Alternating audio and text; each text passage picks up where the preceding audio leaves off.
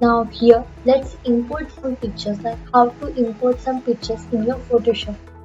So first, here are the sample images which I have been downloaded from unsplash.com.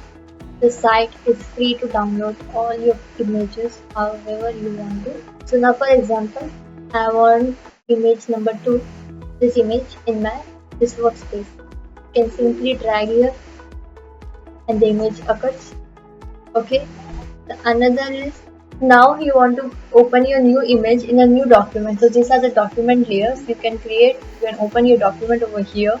Now from here, you're going to open this image in a new document file format. Simply drag your image. You can see here the option is showing you to copy here. So just release your mouse there. So now here your image has been placed. So simply what does your Photoshop does now?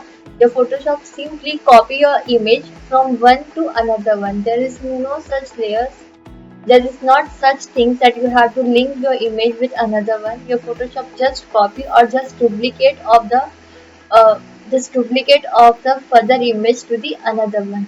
So this is how you can open or place your new image in the Photoshop. Now let's see, you want to save this. You can simply press Ctrl S for the save. And now this is what going to show you the pop-up screen, like where you want to save. First put your location, like I want to save here. Now this is the save as type file format. Now which format you want? You want this file in a PSD file, like a Photoshop file format. The PSD is a default Photoshop file format where you can save your file. Another you can use for the JPG. You want this photo in a JPEG format, you can use JPEG.